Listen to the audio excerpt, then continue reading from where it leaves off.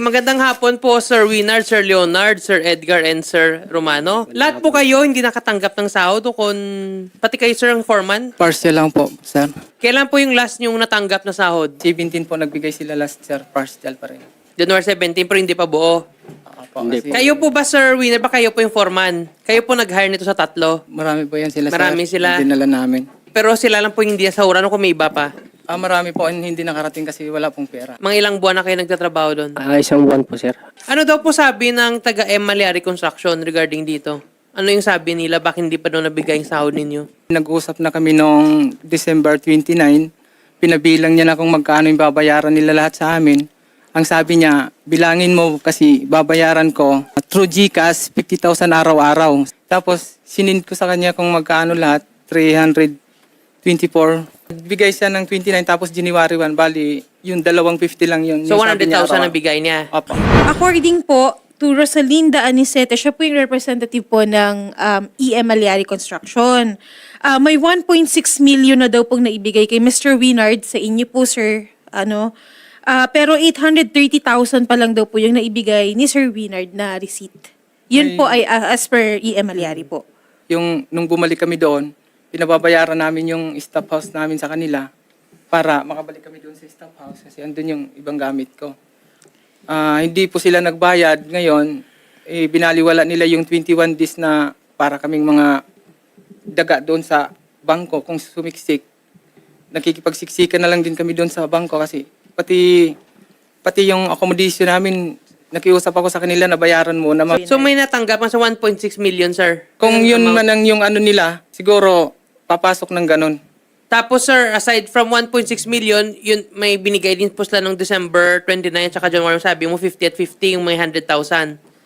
Kasama na yun sir doon sa nagkumpyuta na kami nung Okay. sa kanila nung January 8. So, meaning, sir, ang kino-confirm mo nga may nabigay nga, sir, sa inyo nga 1.6 na amount na Opo, halaga. sir. Magandang hapon po sa inyo, Sir Paulo. Magandang hapon po, Attorney Jetro. Ano po, sir, yung pwede, sir, mabigay na advice dito, sir? Kasi kiniklaim po, sir, ng M. Maliari na kapag bigay na po sila, sir, ng pasahod of which around 1.6 M daw.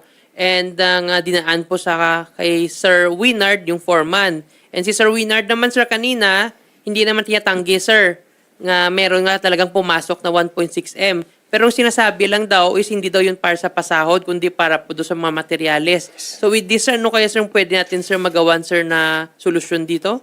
Kung mangyari man po yun na magkaroon ng violation sa maging labor-only contracting or may violation as illegal activity na cabo system, magiging indirect employee po ni EM Maliari si mga tao, so magiging solidary liable po. Both si Sir Winard bilang parang direct employer ng mga tao and EM Maliari as indirect employer. Ibig sabihin, yung mga tao po, yung mga empleyado ho natin, yung mga employees, kahit sino po sa dalawa, pwede po nilang hingin ng unpaid po na sahod. Kasi Okay. po under sa rules natin, hindi ho dapat lalagpas sa 16 days yung interval ho no ng pagbabayad ho ng sahod sa isang buwan no.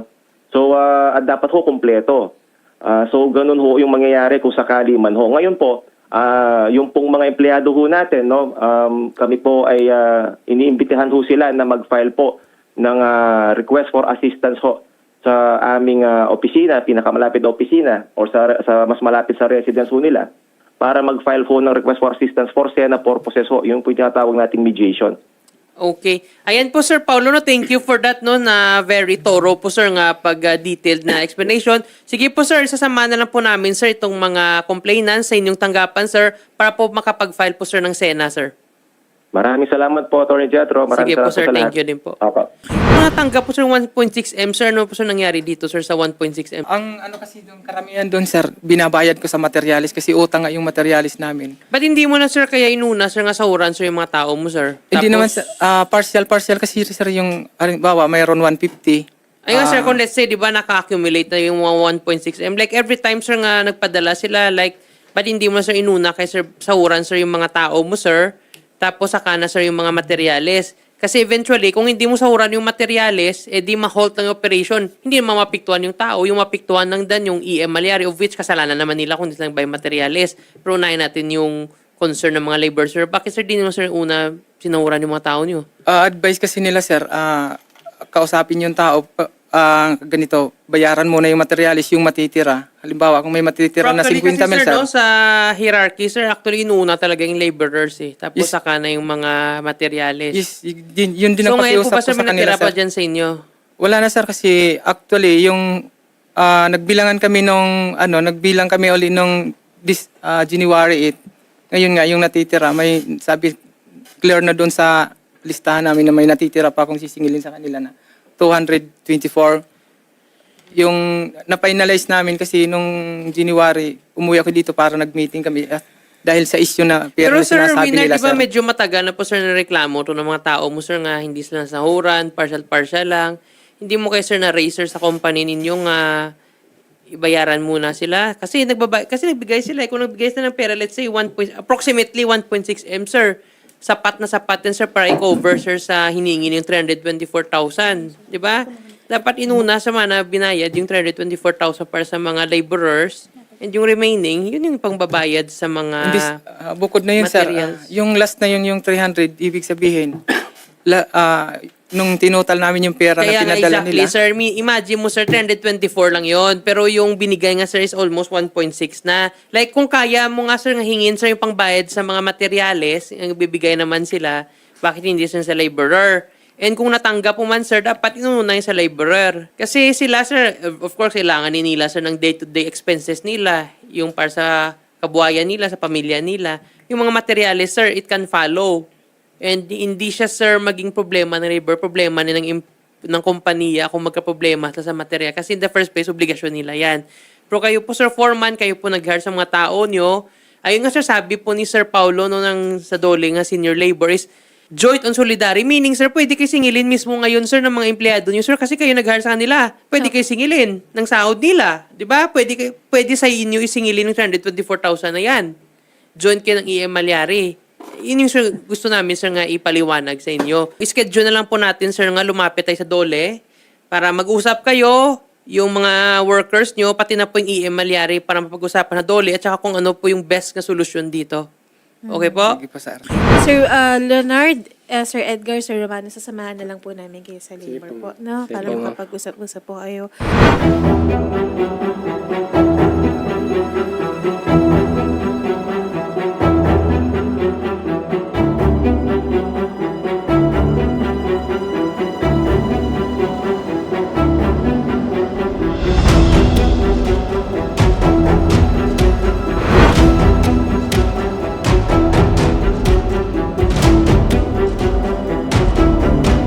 Yan pong dokumentong hawak ninyo ngayon, kapag yan po pinirmahan ninyo at sinulatan ninyo, ang epekto po niyan ay mapapawalang bisa. Na natin lahat ng claims ninyo against kay EM Malyari. Kaya paka-check nyo ho lahat yan. Okay? Kung anong hiniling nyo, yun yung ginawa, which is true naman dapat.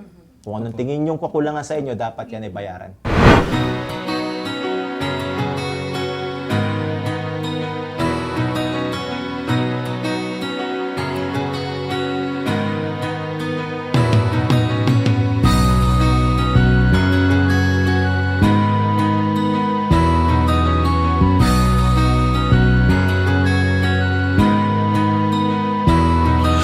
Thank you very much po sa mga manggagawa, no, tsaka sa EM Malyari, no, sa nangyari po sa atin dito na nagkaayos tayong pare-parehas.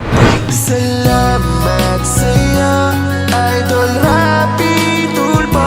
Ika'y sandalan ng mga inaaping Pilipino. Nagpapasalamat po kami kay Sir Idol Rapi Tulpo na nakuha na namin ang sahod namin na pang isang buwan na delay. Maraming salamat po sa inyo. Hindi lang po dyan, ipinangako po din niya, nabigyan po kayo ng pamasahe para hindi po mabigat po sa inyo po. Tanggapin niyo po yung 3,000. Maraming salamat po, Idol, sa pamasahe. Kahit nabigyan na kami ng sahod namin, binigyan niyo pa rin kami ng pamasahe. Maraming salamat po. Salamat po, Idol! Basta nasa tama ka, ilalabang ka ng patayon. Kahit na sariling reputasyon niya ang itaya, ipagtatanggol ka niya kahit siya ang